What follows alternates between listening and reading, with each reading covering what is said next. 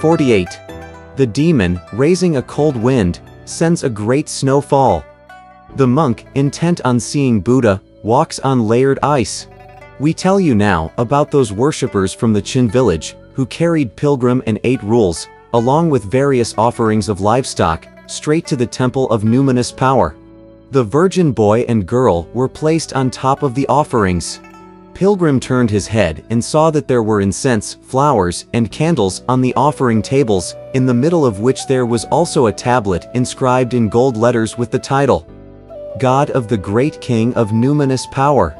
There was no other image of any deity.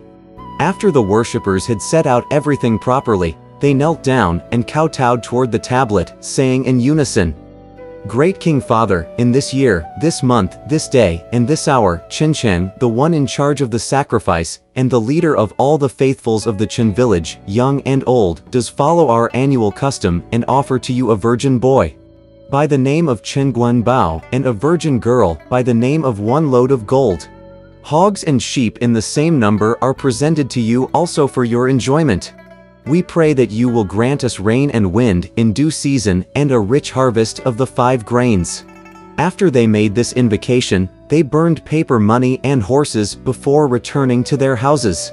When 8 rules saw that the people had dispersed, he said to Pilgrim, Let's go home, too. Where's your home? Asked Pilgrim. 8 rules said, I want to go back to old Chen's house to sleep. Idiot, said Pilgrim. You are babbling again. If you have agreed to do this for him, you have got to finish the job. You call me an idiot, said 8 rules. Aren't you the real idiot? We were supposed to have some fun with the Chens and fool with them a bit.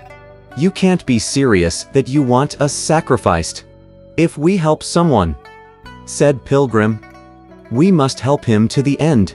We must wait until that great king arrives and devours us before we can consider a perfect end to our efforts. If he has no sacrifice, he will send calamities to the village, and that will not be right. As he spoke, they heard the wind howl outside. Oh dear, said 8 rules. When the wind blows like that, it must mean that the thing is here. Shut up, cried Pilgrim. Let me do the talking. In a moment, a fiend arrived at the door of the temple. Look at the way he appears. Gold helmet and cuirass both bright and new. A treasure sash like red clouds wrapped his waist. His eyes seemed big stars blazing in the night. His teeth resembled those of a heavy saw. Waves of mists did encircle both his legs, and steamy fog surrounded all his frame. He walked and a cold wind stirred repeatedly. He stood and baleful aura rose in tears.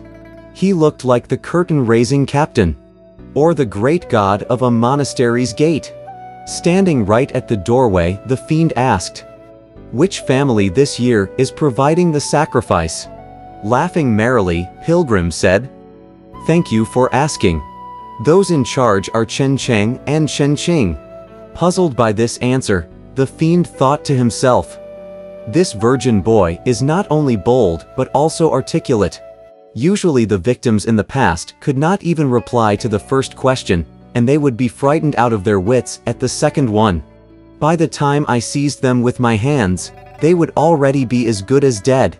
How is it that this virgin boy today can still respond so intelligently?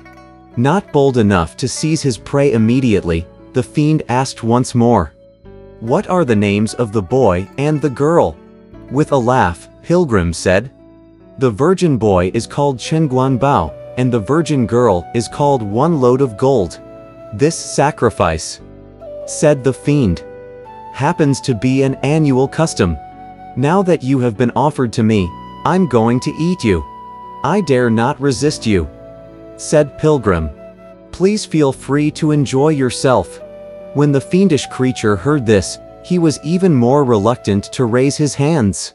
Standing there in the doorway, he shouted, Don't you dare be impudent. In years past, I would eat the virgin boy first. But this year, I'm going to eat the virgin girl first. Oh great king, said 8 rules, horrified. Please follow the old way. Don't eat by breaking a usual custom. Without permitting further discussion, the fiend stretched out his hands to seize 8 rules. With a bound, Idiot leapt down from the offering table and changed back into his true form. Whipping out his rake, he brought it down hard on the hands of the fiend.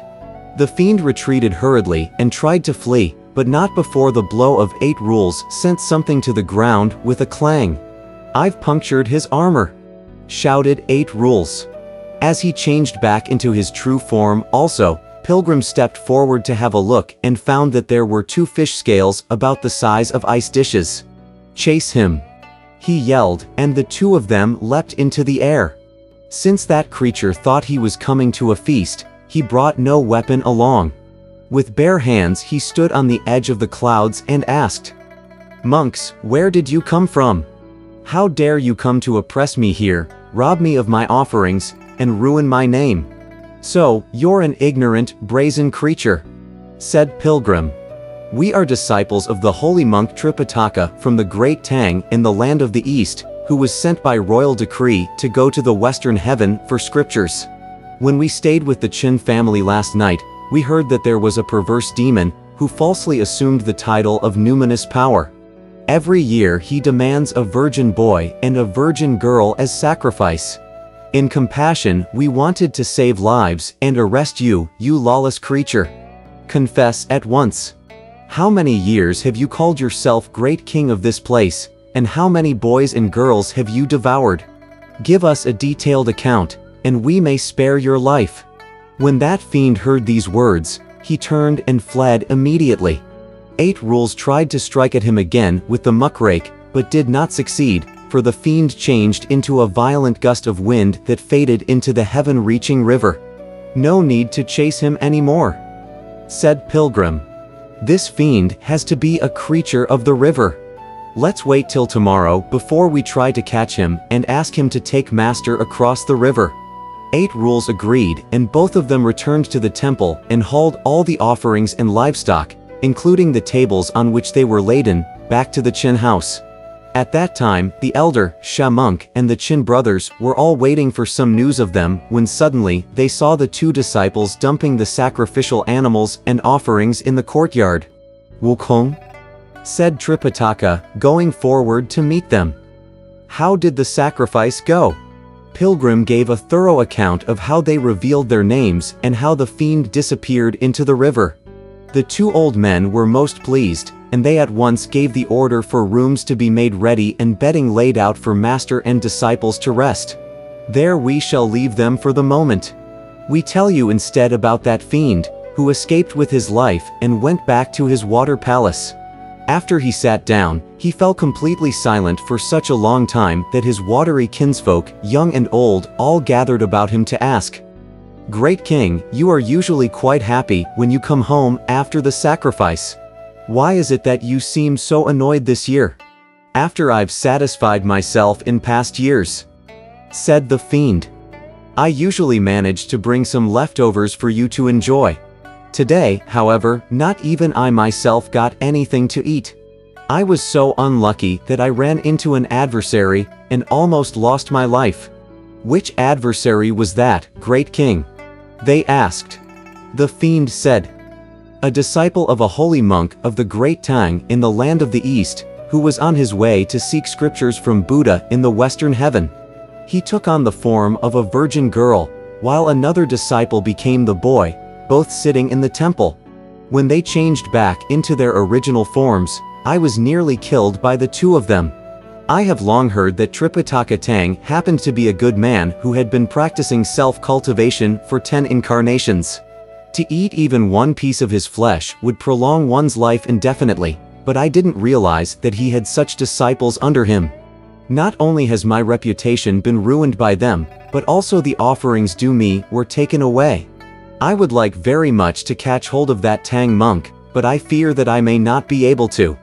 From among the watery kinsfolk stepped a stripe-coated perch mother who wriggled and bowed toward the fiend, saying with a smile, "Great King, if you want to catch the Tang monk, it isn't difficult at all. But I wonder if you would be willing to reward me with some wine and meat once you catch hold of him." If you could devise a plan and succeed in capturing the Tang monk, said the fiend, I would become your bond brother. We two shall share the same table to feast on him. After thanking him, the Perch Mother said, I've known for a long time that the great king possesses the magic to summon winds and rains, and to stir up seas and rivers. May I ask whether you are able to cause snow to descend? Of course, said the fiend.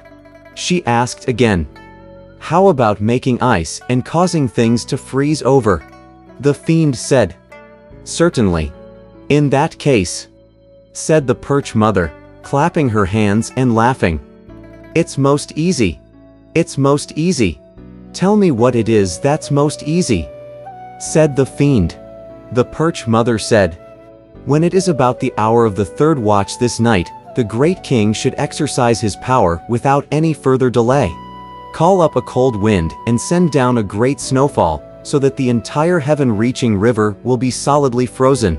Those of us capable of transformation will assume human forms, carrying luggage, holding umbrellas, and pushing carts. We will follow the direction of the main road to the west and walk continuously on the ice on top of the river.